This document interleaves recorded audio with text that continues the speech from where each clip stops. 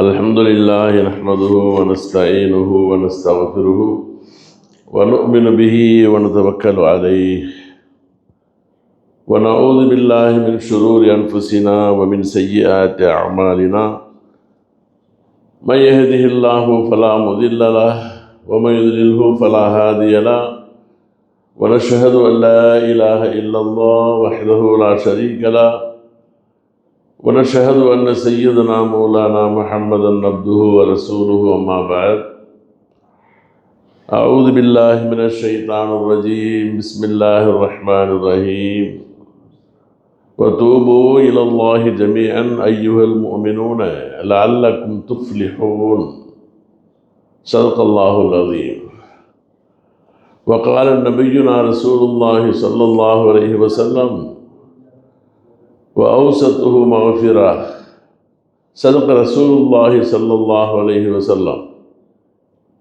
اللهم صل على رسولك سيدنا محمد وعلى آل سيدنا محمد وبارك وسلم اللهم صل على رسولك سيدنا محمد وعلى آل سيدنا محمد وبارك وسلم اللهم صل على رسولك سيدنا محمد وعلى آل سيدنا محمد وبارك وسلم السلام عليكم ورحمة الله وبركاته. அன்பிற்கும் கண்ணியத்திற்கும் உரிய அல்லாஹ்வின் நல்லடியார்களே, சங்கை மிகுந்த அருளான ரமலானுடைய மாதத்தின் 2வது ஜும்மாவிலே ஜும்மா நாளன்று ஜும்மா தொழுகைக்காக வேண்டி நாம் எல்லாம் சங்கமித்திருக்கின்றோம். ஜும்மாவுடைய இந்த 2வது நாள் என்பது நாயகம் பெருமானார் ஸல்லல்லாஹு அலைஹி வஸல்லம் அவர்கள் சொன்னதை போன்று ரமலானுடைய மாதத்தை அல்லாஹ் 3 பகுதிகளாக ஆக்கி அவ்வலுஹு ரஹ்மத்துன் வஅவுஸத்துஹு மக்ஃபிரத்துன் வஆகிருஹு இத்கு மினன் நார். அதனுடைய முற்பகுதி ரஹ்மத்துடைய விசாலத்தை அல்லாஹ் வழங்கக்கூடியதாகவும், 2ஆம் பகுதி அல்லாஹ் தன்னுடைய மன்னிப்பை பொது மன்னிப்பாக வழங்கி அடியார்களை புனிதப்படுத்துவதற்காக வேண்டி அல்லாஹ் ஆக்கியிருப்பதாகவும், அதனுடைய பிற்பகுதி 10 நாட்கள் எதுக்கும் மினன்னார் நரக விடுதலை அல்லாஹ் அளிக்க செய்கின்றான் என்று சொன்னதன் அடிப்படையில் இன்றைய ஜும்மாவுடைய நாள் முதற் பகுதியினுடைய முடிவு நாளாகவும், இன்ஷா அல்லாஹ் இந்த இரவை மகஃபிரத்துடைய இரவாக நாம் ஆரம்பிக்க இருக்கின்றோம். எல்லாம் உள்ள அல்லாஹு தஆலா அவனுடைய பொது மன்னிப்பை பெற்று அல்லாஹ்வுடைய அன்பையும் அருளையும் பெற்ற நல்லோர்களிலே நம் அனைவர்களையும் அல்லாஹ் கபூல் செய்தருள்வானாக. இந்த மக்ஃபிரத் என்பது எந்த அளவிற்கு முக்கியமான ஒரு அம்சம் என்று சொன்னால், நாயகம் பெருமானார் ஸல்லல்லாஹு அலைஹி வஸல்லம் அவர்கள் சொல்வார்கள், இந்த மாதத்தினுடைய முக்கியத்துவமே மன்னிப்பை பெறுவது தான். இந்த மாதத்திற்கு ஒரு பெயர் ஷஹரு தௌபா, தௌபாவுடைய மாதம், அல்லாஹ் பாவங்களை மன்னிக்கக்கூடிய மாதம் என்பதாக இந்த மாதத்திற்கே பெயர். எனவேதான் யார் இந்த மாதத்தை அடைந்தும் கூட அல்லாஹ்விடத்தில் மக்ஃபிரத்தை பெறமாட்டார்களோ, மன் அதரக்க ரமலான ஃபலம் யுஃபர், யார் ரமலான் மாதத்தை அடைய பெற்று மன்னிப்பை பெறவில்லை என்று சொன்னால் அவருக்கு நாசம் என்றார்கள் நாயகம் பெருமானார் ஸல்லல்லாஹு அலைஹி வஸல்லம் அவர்கள்.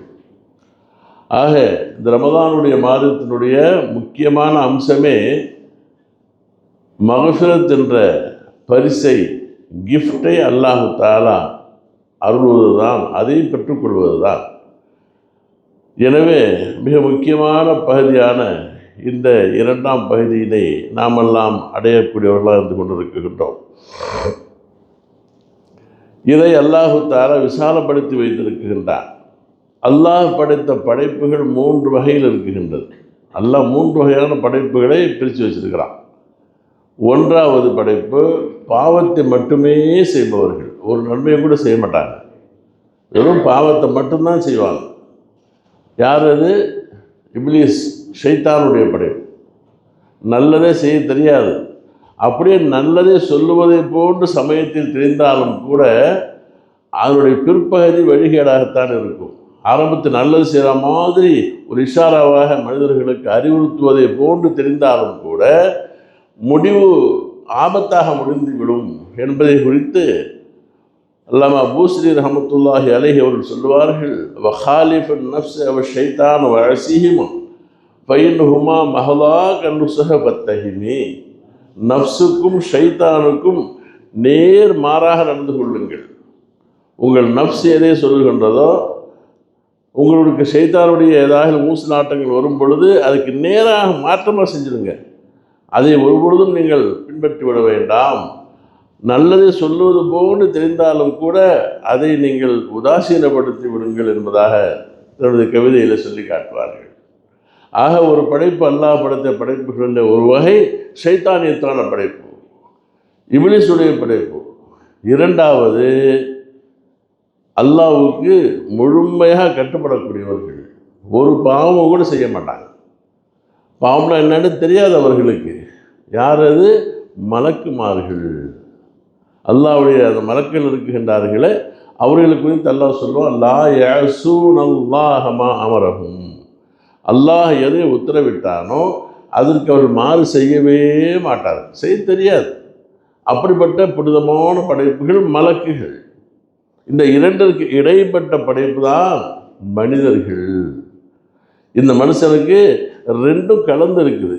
அல்லாஹ் சொல்கிறான், கல்லா இன்னல் இன்சான லயத்கா. நிச்சயமாக மனிதன் அவன் பாவம் செய்வதற்கு அவன் எத்தனிக்கக்கூடியவன், மாறு செய்யக்கூடியவன். எனவே அவன் பாவத்தில் செல்லுவது அவனுடைய இயற்கை. நாயம் சொன்னாங்க, குல்லு பனி ஆதம ஹத்தாவும். ஆதமுடைய பிள்ளை எல்லாருமே பாவம் செய்பவர்கள் தான். வஹைருல் ஹத்தாயின அத்தவாபுன.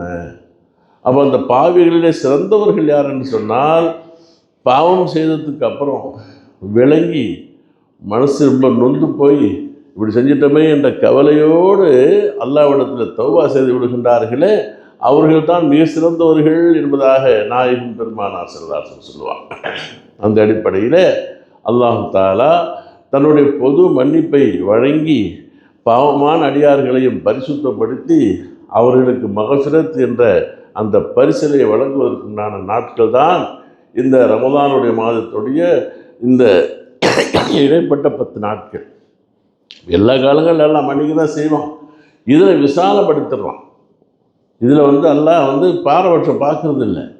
நமக்கெல்லாம் தெரியும், வெளிநாடுகளில் போவாங்க, அங்கே போனால் விசா தொலைஞ்சு போயிடும், எது தப்பு தண்டா பண்ணி மறைஞ்சிக்கிட்டு இருப்பாங்க, ஜெயில் கைதிகளாக கூட இருப்பாங்க. அவர்களுக்கெல்லாம் ஒரு பொது மன்னிப்பு விடுதலை வச்சுடுவான். இந்த நாளில் இந்த நாளுக்குள்ளே, இந்த தேதிக்குள்ளே நீங்கள் சரண்டர் ஆகிடுங்க, கவர்மெண்ட்டில் உங்களை கண்ணியமாக நாங்கள் ஊருக்கு அனுப்பி வச்சுருவோம் என்பதாக சொல்லி இந்த நாடுகளிலும் கூட உலகத்தில் ஒரு வழக்கம் இருக்கின்றது, பொது மன்னிப்பு அளிக்கப்படக்கூடிய நாள் இது. இந்த ஹதீஸ் அடிப்படையில் தான் அரபு நாடுகள் செஞ்சிட்டு இருக்குது இன்றைக்கி. அப்போ அந்த ஒரு வகையான அந்த மன்னிப்பை அல்லாஹ் தஆலா வழங்கக்கூடிய காலங்கள் தான் இந்த மகஃபிரத்துடைய காலங்கள். இப்போ நம்ம ஒரு வகையில் சிந்திக்க வேண்டும், உலகத்தில் இஸ்லாம் அல்லாத எத்தனையோ மதங்கள் இருக்குது. முக்கியமாக சில 3 மதங்களை சொல்லுவாங்க. கிறிஸ்டின் சொல்லுவாங்க, இந்துக்கள் சொல்லுவாங்க, யூதர்கள்னு சொல்லுவாங்க. இந்த இந்துக்கள் இருக்கிறாங்க இல்லையா, பாவ மன்னிப்பு எப்போ பெற முடியும்? மனுஷனுக்கு பாவ மன்னிப்பை பெறுவதற்கு கடவுள் நம்முடைய பாவத்தை எல்லாம் மன்னிக்கணும்னு சொன்னால் அவங்க சில வழிமுறைகளை வச்சுருக்கிறாங்க. என்ன அது? இந்த கங்கைக்கோ ராமேஸ்வரத்துக்கோ போய் அது புனித நதி என்பதாகவும் புனித நீர் என்பதாகவும் சொல்லி அது எவ்வளோ தப்பு பண்ணியிருந்தாலும் அதில் ஊண்டு முழுகி எழுந்திரிச்சாங்கன்னு சொன்னால் அவங்க பாவம்லாம் போயிடும். ஒரு நம்பிக்கை இது, இந்துக்களுடைய நம்பிக்கை. அடுத்தபடியாக கிறிஸ்தவர்களை எடுத்துக்கிட்டோம்னு சொன்னால் அவங்க என்ன சொல்கிறாங்க, எங்களுடைய பிதாமகன் இயேசு மக்களுடைய பாவங்களை எல்லாம் சிலுவையாக சுமந்து அவர் சிலுவையில் அறையப்பட்டு இரத்தத்தை சிந்தினதன் காரணமாக மக்களுடைய பாவங்களை எல்லாம் தான் எடுத்துக்கிட்டார். நமக்காக எல்லாம் அவர் பாவத்தை செஞ்சுவிட்டார். இரத்தத்தை சிந்தி பாவங்கள் அவரால் மன்னிக்கப்பட்டு போச்சு. அதனால் கவலைப்படாதீங்க, அவரை நீங்கள் விசுவாசம் பண்ணுங்க. இப்படியே குற்றம் நீங்கள் செஞ்சிருந்தாலும் கூட என்ன செய்யணும், நீங்கள் அங்கே தேவாலயங்களுக்கு போய் அந்த ஃபாதர்மார்களை தனிமையில் சந்தித்து உங்கள் குற்றங்களை எல்லாம் சொல்லுங்கள். அவர் வாயால் மன்னிச்சிட்டேன்னு சொல்லிட்டாருன்னா அவங்களுக்கு மன்னிப்பு கிடச்சி போயிடும் என்பதாக அவங்களுக்கு கொள்கை வச்சுருக்கிறாங்க. மூன்றாவதாக யூதர்கள், அவர்களுடைய நம்பிக்கை என்னவென்று சொன்னால், உலகத்தில் பாவத்துக்கு பரிகாரமே இல்லை. தப்பு செஞ்சால் தண்டனை பெற்றே தான் ஆக வேண்டும். அவங்க தண்டனை பெற்று தான் ஆகணும், அப்போ தான் பாவம் போகும் என்பது அவருடைய கொள்கை. குர்ஆனில் ஒரு இடத்துல வருது, பக்துலு அன்புசக்கும். நபி மூசா அலைஹிஸ்ஸலாத்து வஸ்ஸலாம் அவர்கள் வேதத்தை பெறுவதற்காக தூர் சீனா மலைக்கு போகும் பொழுது அவர்களை ஈமான் கொண்டு வந்த அந்த சிலர் என்ன பண்ணிட்டாங்க, காளமாட்டை அவங்களோடான சாமிரின்னு சொல்லக்கூடிய ஒரு அந்த குருக்கள் என்ன பண்ணி போட்டாரு, சாமி சிலைகள் எல்லா நகையும் போட்டு சாமி மாதிரி ஒரு காளமாடை ஆக்கி அதை மண்ணை போட்டு பேச வச்சாராம். என்னன்னு சொன்னாக்கா, அது தப்சீர்களில் வரும். ஜிப்ரீல் அலைஹிஸ்ஸலாத்து வஸ்ஸலாம் அவர்கள் போகும் பொழுது அவர் காலடி பட்ட மண் இருந்துச்சான், அதை எடுத்து கொண்டு போய் அவர் வாயில் பட்டால் அது கத்துச்சான் உடனே. அப்போ சொன்னானா அதால் சாமிரி சொன்னான், மூசாவுடைய கடவுள் இங்கே இருக்கிறாரு, மூசா கடவுளை தேடிக்கிட்டு மலைக்கு போயிட்டாரு, எல்லாம் உழுந்து கும்பிடுங்கன்னொடனே எல்லாரும் உழுந்து கும்பிட்டுட்டாங்க. அப்போ மூசா அலைஹிஸ்ஸலாம் மலையிலேருந்து வந்தாங்க. பார்த்தா மக்களெல்லாம் வழிகட்டு கிடக்கிறாங்க. கொண்டு வந்த அந்த ஏடுகள் இருக்கு இல்லையா, சூப்புகள் தூக்கி எறிஞ்சாங்க. நாங்கள் கோபத்தில் எல்லாம் குர்ஆனில் சொல்கிறோம், தூக்கி எறிஞ்சாங்க. இவ்வளோலாம் கஷ்டப்பட்டு 30 நாள் நோன்பு வச்சேன், அப்புறம் ஒரு 10 நாள் சேர்த்து வச்சேன், இப்படியெல்லாம் போய் இந்த மக்களுக்காக வேண்டி நான் பாடுபட்டும் கூட இவ்வளோ சீக்கிரமாக வழிகட்டு போயிட்டாங்களேன்னு கவலைப்பட்டதற்காக வேண்டி அவர்களுடைய பாவங்கள் மன்னிக்கப்படுவதற்கு ஒரு இருட்டு அறையில் விட்டு எல்லாரும் கீழே கத்தியை கொடுத்து வீசுங்க, யாரையாவது வீசி ஒருத்தவனுக்கு ஒருத்தவங்க வெட்டிக்கங்க என்பதாக அல்லாஹ் சட்டம் போட்டானா. அப்போது பாவங்கள் மன்னிக்கப்பட வழி இல்லை, தண்டனை தான் அடைஞ்சாகணும் என்பது யூதர்களுடைய கருத்து. ஆனால் அல்லாஹ் ஜல்ல ஷானஹு வ தஆலா அருளே உருவான இந்த உம்மத்த முஹம்மதியாவிற்கு மட்டுமே மிக விசேஷமாக ஒரு மனிதன் எவ்வளவு தூரம் பாவத்தில் அவன் மூழ்கி போயிருந்தாலும், அல்லாஹ் விட்டு எவ்வளவு தான் தூரமாக போயிருந்தாலும் கூட அவர்களை மன்னிப்பதற்காக வேண்டி என்று சிம்பிளாக, கஷ்டமெல்லாம் இல்லை, ரொம்ப சிரமப்பட வேண்டியதில்லை. ஹஜ்ரத் ஆயிஷா ரலியல்லாஹு தஆலா அன்ஹா சொல்கிறாங்க, எனக்கு பெருமானார் ஸல்லல்லாஹு சொல்லி கொடுத்தாங்க, அதிகமாக என்ன செய்கிற அந்த லைலத்துல் கத்ர்லையும் சரி, இந்த மத்திய பகுதியிலும் சரி, அல்லாஹ்விடத்தில் நீ இஸ்திக்பார் அதிகமாக செய். எப்படி சொல்லணும், அல்லாஹும்ம இன்னக அஃபுவுன் கரீமுன் துஹிப்புல் அஃப்வ ஃபஅஃபு அன்னி. இவ்வளவுதான். அப்போ என்ன அதில் நோக்கம்னு சொன்னால், செஞ்ச பாவத்துக்காக வருந்த வேண்டும், திரும்ப நான் போக மாட்டேங்கிற அந்த உறுதியோடு சொல்லப்பட வேண்டும். இப்படி சொல்லும் பொழுது அல்லாஹு தஆலா அவருடைய பாவம் எவ்வளவு இருந்தாலும் மன்னிச்சிடலாம், திரும்ப போகக்கூடாது, ஆனால் அப்பப்போ பார்த்துக்குவோம் என்பதாக இருப்பது அல்ல. அதே நேரத்தில் இன்னொரு அதிசயம் வருது, திரும்ப திரும்ப செஞ்சாலும் மன்னிக்கிறேன் என்பதாகவும் கூட. அப்போ வேணும்னே நல்லா தப்பு பண்ணிட்டான், தௌபா செஞ்சு முடிச்சுட்டு அல்லாஹ்கிட்ட ருஜு ஆகிறோம். ஒரு ஹதீஸிலே வருதுங்க, ஒரு சஹாபி வந்தார்கள், நபிகளார்கிட்ட கேட்டாங்க, யா ரசூலல்லாஹ் நான் தப்பு பண்ணிட்டேன், இதற்கு வழி உண்டான்னு கேட்கும்போது ஸல்லல்லாஹு சொன்னாங்க, உன் பாவம் எழுதப்பட்டு விடுவோம் அப்படின்னாங்க. நீ செஞ்ச பாவம் எழுதிடுவான்ல, பிறகு நான் இஸ்திக்பாரும் செய்து விட்டேன், அல்லாஹ் அழிச்சிடுவான். திரும்ப அந்த சஹாபி கேட்டாங்க, திரும்ப நான் செஞ்சேன், அல்லாஹ் எழுதுவான். திரும்ப மன்னிப்பு கேட்குறேன், மன்னிச்சிடுவான். சொல்லிவிட்டு அவர் திரும்ப கேட்குறாரு. கடைசியாக சொன்னாங்க நாயகம் ஸல்லல்லாஹு அலைஹி வஸல்லம் அவர்கள், நீ சடையாத வரையில் அல்லாஹ் சடைந்து போவதில்லைன்னா, நீ சடைஞ்சு போகாத வரைக்கும் அல்லாஹும் சடைவதில்லை. ஆனால் இஸ்திக்பார் முறையாக கேட்கப்பட வேண்டும். அப்போ அல்லாஹ்விடத்தில் அடியான் நெருங்கி தன் குற்றங்களை ஏற்றுக்கொண்டு இஸ்திக்பார் செய்யும் பொழுது அவனுடைய பாவங்கள் எவ்வளவு இருந்தாலும் ஏற்றுக்கொள்ள அல்லாஹ் மன்னிக்க தயாராக இருக்கிறான். ஒரு ஹதீஸ் வந்து பாருங்கள், வல்லதி நஃப்சி பியதிஹி, என்னுடைய ஆன்மா எந்த ரப்பின் கைவசம் உள்ளதோ அவன் மீது சத்தியமாக நான் கூறுகின்றேன், லவ் லம் துத்னிபு லதஹபல்லாஹு பிக்கும், நீங்கள் பாவமே செய்யாமல் ஆதம் அலைஹிஸ்ஸலாமிலிருந்து கடைசி மனுஷன் வரைக்கும் எல்லாருமே நல்லவங்களாகிறாங்க.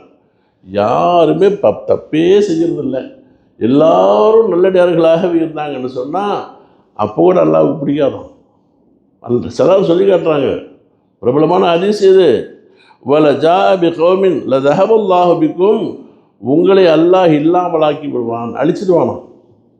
பாவமே செய்யாமல் எல்லாருமே நல்லடியார்களாக இருந்தாலும் கூட உங்களை எல்லாத்தையும் நீக்கிவிட்டு வல ஜா பி கௌமின், இன்னொரு சமுதாயத்தை எல்லாம் கொண்டு வருவான். அந்த சமுதாயம் என்ன செய்வாங்க, யுதுனபூன, பாவமும் செய்வார்கள், ஃபயஸ்தக்ஃபிரூனல்லாஹ ஃபயக்ஃபிர் லஹும், அல்லாஹ்விடத்தில் தௌபா செய்வாங்க, இஸ்திக்பார் செய்வாங்க, அல்லாஹ் அவர்களை மன்னிப்பான். அப்படி ஒரு கௌம் அல்லாஹ் கொண்டு வருவதற்கு சக்தி படைத்தவன். அதனால் நீங்கள் எவ்வளவு தவறு செய்திருந்தாலும் கூட அல்லாஹ் மன்னிக்க காத்திருப்பதாக நீங்கள் சொல்லுங்கள்னு அல்லாஹ் சொல்கிறான். எந்த அளவுக்குன்னு சொன்னால், அல்லாஹ் ஒரு அடியான் இறைவனை விட்டும் ரொம்ப தூரமாக போயிட்டான், பாவம் செஞ்சு செஞ்சு அல்லாஹ்விடத்தில் தௌபா முழுமையாக செய்து நெருங்கும் பொழுது அல்லாஹ் எந்த அளவுக்கு சந்தோஷப்படுறான். அதுக்கு தனியாக ஹதீஸ்கள் இருக்குது நிறையா. அல்லாஹ் சந்தோஷப்படக்கூடியது ஒரு 5 உதாரணங்களை நான் சொல்லுவேன். மசலுல் அஹாதீசி, அல்லாஹு தஆலா சில ஹதீஸுகளை உதாரணம் காட்டி நமக்கு இந்த கிதாபுகளில் எழுதப்படுகின்ற சில சொல்லி காட்டுங்க. அல்லாஹ்வுடைய தூதர் சொல்கிறாங்க, எந்த அளவுக்கு அல்லாஹு தஆலா சந்தோஷப்படுறான்னு சொன்னால், ஒரு தாய் தன்னுடைய காணாமல் போன பால்குடி குழந்தை, ஒரு பெரிய கூட்டத்தில் தன்னுடைய குழந்தை காணாமல் போயிடுது, தன்னுடைய பிள்ளைக்காக வேண்டி அலையிறா ஓடுறா உடையார நடந்த செய்தி இது. ரசூலுல்லாஹ் வந்து ஒரு ஜிஹாதுக்கு போயிட்டு வரும் பொழுது ஒரு தாய் அங்கங்கமா அலையிறா ஓடுறா, கைதிகளில் இருந்து ஒரு பெண்மணி அது. அப்புறம் ரொம்ப நேரம் கழித்து அவள் என்ன செய்கிறா, சுற்றி சுற்றி எல்லாத்தையும் பார்த்துட்டு ஒவ்வொரு இடத்தில் செல்லுகின்றாள், தன்னுடைய குழந்தையை பார்க்குகின்றாள். பார்த்த உடனே அந்த பிள்ளை கத்திக்கிட்டு கிடக்குதுங்க, அதை எடுத்து வெயில்னு கூட பார்க்காம தன் மார்போடு அணைத்து பால் ஊட்டுகின்றாள். இதை சஹாபாக்களுக்கு காட்டினார்கள் ஸல்லல்லாஹு அலைஹி வஸல்லம் அவர்கள். இந்த தாய் தன் பிள்ளையை இவ்வளவு நேரமாக தேடி அந்த பிள்ளை கிடைச்சோடனே எவ்வளவு மகிழ்ச்சி அடைகிறா, சந்தோஷப்படுறா. இதை விட அல்லாஹ் சந்தோஷப்படுகின்றான் அடியான் பாவம் செய்துவிட்டு அல்லாஹ்வுடைய பாதையில் திரும்பும் பொழுது. அப்படிப்பட்ட அந்த குழந்தையை அந்த தாய் நெருப்பில் தூக்கி எறிய சம்மதிப்பாளான்னு கேட்டாங்க. அது எப்படி பிள்ளையை தூக்கி நெருப்பில் போடுவான், அல்லாஹும் மன்னிச்சிடறான் அவங்கள என்பதாக இது ஒரு ஹதீஸ் வருது. ரெண்டாவதாக அது அனஸ் இப்னு மாலிக் ரலியல்லாஹு தஆலா அன்ஹு சொல்கிறாங்க, பெருமானார்கள் இப்படி ஒரு உதாரணம் சொன்னாங்க. ஒரு வனாந்திரத்திலே ஒரு பயணம் போகிறார், ஒரு வாகனத்தில் ஒரு ஒட்டகத்திலே குதிரையிலே போகிறார். அதில் அவருடைய எல்லா பயண சாமான்களும் இருக்கின்றன, காசு பணம் சாப்பாடு போக்குறதெல்லாம் வச்சுருக்கிறார். அப்போது பயணம் போகும் பொழுது ஓரிடத்தை தங்குறார், ஒரு மரத்தடியில் நிற்கிறார். தூக்கம் வந்துடுது, அப்படியே லேசாக படுத்துடுறாரு. இந்த வாகனமும் பக்கத்தில் தான் இருக்குது. முழிச்சு பார்க்குறாரு, தூங்கிட்டு அந்த வாகனத்தை காணும். அதில் தான் எல்லா பொருள்களும் இருக்குது, ஊரெல்லாம் ரொம்ப தூரமாக இருக்குது, போகிறதுக்கெல்லாம் சக்தி இல்லை, நடக்கிறதுக்கு இருக்குது. இவருடைய நிலைமை என்னவாயிட்டுன்னு சொன்னால், இதோடு நம்மளுக்கு ஹயாத்தை முடிஞ்சு போச்சு, நம்மளுக்கு மௌத்து தான், பசி பயங்கரமாக இருக்குது, தாகம் பயங்கரமாக இருக்குது, நடக்கிறதுக்கெல்லாம் சக்தி இல்லை, ஊரும் கிட்ட இல்லை, உதவி செய்ய ஆள் இல்லை என்ற சிந்தனையோடு ரொம்ப ரொம்ப ரொம்ப கவலைப்பட்டு அப்படியே கொஞ்ச நேரம் கண்ணை மூடினார். அவர் கண்ணை முழிச்சு பார்க்கும் பொழுது தன்னுடைய வாகனம் அப்படியே கரெக்டாக இருக்குது, எது எதெல்லாம் வச்சுருந்தாரோ அப்படியே நிற்கிது. அதை பார்த்து அந்த மனுஷனுக்கு எவ்வளவு சந்தோஷப்படுவானோ, எந்த அளவு சந்தோஷம்னு கேட்டால், அல்லாஹும்ம யா அல்லாஹ் எல்லா புகழும் உனக்கு, எப்படிப்பட்ட அல்லாஹ் தெரியுமா, நான் உனக்கு எஜமானன், நீ எனக்கு அடிமைன்றாராம். வார்த்தை மாற்றி போட்டார். சந்தோஷத்தில் என்ன சொல்கிறதுன்னு புரியல அவருக்கு. யா அல்லாஹ் நீ எனக்கு அடிமை, நான் உனக்கு எஜமானன், அல்ஹம்துலில்லாஹ்னாராம். அவ்வளவு சந்தோஷப்பட்டு பேசுறதையும் கூட அல்லாஹ் நன்மையில் எழுதிவிட்டான். அச்சா, அந்த அளவு. ரெண்டாவது ஹதீஸ், மூணாவதாக இன்னல்லாஹ யப்சுத்து யதஹு பில்லைலி லியதூப முஸீஉன் நஹார், அல்லாஹ் ஒவ்வொரு இரவிலும் தன்னுடைய அருட்கரங்களை நீட்டுகின்றான். பகலில் பாவம் செய்தவர்கள் இந்த இரவில் மன்னிப்பு கேட்க மாட்டாங்களா என்பதாக அல்லாஹ் எதிர்பார்த்து கையேந்துறான். அதே மாதிரி இரவில் பாவம் செஞ்சவங்க பகலில் பாவம் மன்னிப்பு தேட மாட்டாங்களா என்பதாக அல்லாஹ் கைகளை ஏந்தி அல்லாஹ் எதிர்பார்க்கிறான் என்பதாக. நாலாவதாக அத்தாயிபு கமல்லா ஜன்பலஹு, ஒருவன் தன்னுடைய பாவத்திற்காக வேண்டி மனம் உருகி திரும்ப அந்த பாவத்தை செய்கிறதில்லை என்ற உறுதியோடு தௌபா செய்து விடுவானே, ஆனால் அவன் பாவமே செய்யாதவனாக அல்லாஹ் அவன் ஆகிறான். பாவமே செய்யாத மனிதனாக அல்லாஹ் தஆலா அவனை கபூல் செய்து கொள்ளுகின்றான். ஐந்தாவதாக இப்னு ஆதம் லவ் ஆதைதனி பிகுராபில் அர்லி ஹதாயா, அல்லாஹ் சொல்கிறான், ஓ ஆதமுடைய மகனே, நீ இந்த விண்ணுக்கும் வானத்திற்கும் மத்தியில் எவ்வளவு இடைவெளி இருக்குகின்றதோ அந்த அளவிற்கு பாவத்தால் நிறைத்து என்னிடத்தில் வந்தாலும் கூட உன்னுடைய பாவத்தை அதைவிட அதிகமாக இஸ்திக்பார் தௌபாவை கொண்டு நான் முந்தி வந்து உன்னுடைய பாவத்தை எல்லாம் மன்னிக்கிறேன் என்பதாக. இது போன்ற பல ஹதீஸ்கள் நம்ம குரானில் பார்க்கலாம், ஹதீஸ்களில் பார்க்கலாம், குரான்லேயே ஒரு ஆயத்துகள்லாம். ஆக அல்லாஹ் ஜல்ல ஷானுஹு வ தஆலா அப்பேற்பட்ட நல் வாய்ப்பான இரவுகள், நல் வாய்ப்பான பகல்கள், நடு 10 நாட்களை அல்லாஹ் நசிபாக்க இருக்குகின்றான். எல்லாம் வல்ல அல்லாஹ் நமக்கு இந்த வரக்கூடிய 10 இரவுகளை நிறைய தௌபாக்கள் செய்து எவ்வளவு குற்றங்கள் புரிந்திருந்தாலும் இனிமேல் நான் அதன் பக்கம் போவதில்லை என்ற நல்ல உறுதியோடு உண்மையான சச்சி தௌபாவாக செய்யப்படுமையானால் அல்லாஹ் நம்முடைய பாவங்களை மன்னிக்கின்றான். நம்முடைய பாவங்களை பகிஷ்கரம் செய்வதற்காக வேண்டியே அல்லாஹ் தவிர்த்திருக்கக்கூடிய நன்மை, அதாவது தௌபாவை பரிசிலாக தரக்கூடிய சிறந்த காலங்கள், பொன்னான நேரங்கள், அல்லாஹ் நம் அனைவர்களுக்கும் அந்த தௌபாவை கபூல் செய்து நம்முடைய குற்றங்களை மன்னித்து ரமதானிலே பெறக்கூடிய அந்த பரிசை நமக்கு முழுமையாக தந்தருள்வானாக. வாஹிர் தாவானா அல்ஹம்துலில்லாஹி ரப்பில் ஆலமீன்.